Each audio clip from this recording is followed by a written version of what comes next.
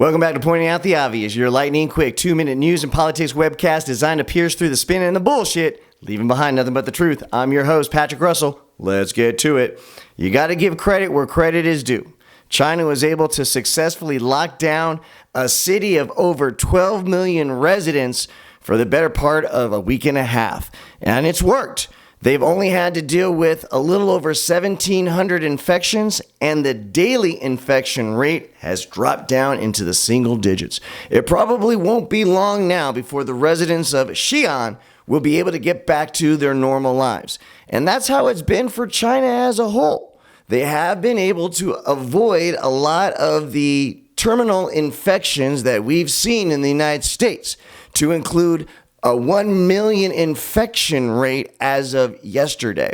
So it does beg the question of whether or not a heavy-handed suspension of civil liberties is what's truly called for when facing an epidemic or pandemic.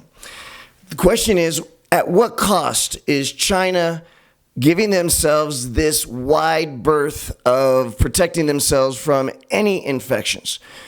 The online dissidence has been growing. It wouldn't take much of a match at all to spark this kettle of gunpowder that has been brewing over the last 2 years. The question remains, what happens tomorrow when Omicron pays China a visit and now other provinces or large cities have to shut down as well? And when we talk about shut down and stay-at-home orders in China, we really mean you better keep your ass in your house or watch out for a beating. That's right, the civil defense force that's been responsible for monitoring and policing the residents following guidelines do get handsy. And you better understand that prison sentences that come down from Chinese court, that's pretty excessive as far as the prison terms you're likely to see. So you follow the rules, but the online dissidence has been growing. Will it crescendo into actual revolt? That remains to be seen. You have a situation in China that's very unique than in any other parts of the world.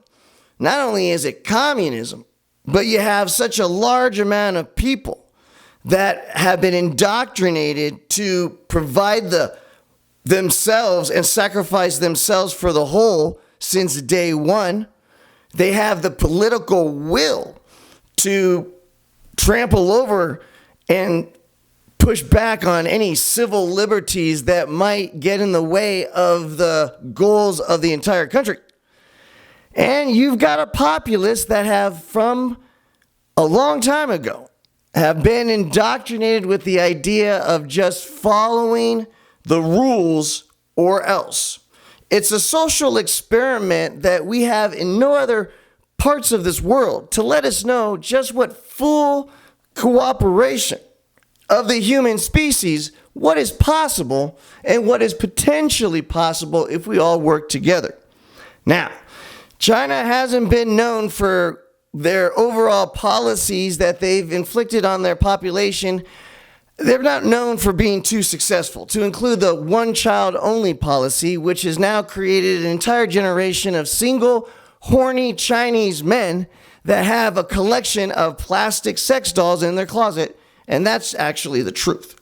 So guys, there's good and bad in everything, and what we'll have to keep our eye on is whether or not in the future a totalitarian control of the populace is the only answer to keep COVID-19 at bay. Guys, there's no right answer, there's no wrong answer, but there definitely is your opinion. Please don't just subscribe to this channel, even though I will be doing this back and forth with what's going on in today's news on a daily basis, but lend your voice to the show. It'll make it a whole lot more fun. Guys, you got to remember, it doesn't matter if you lean to the right.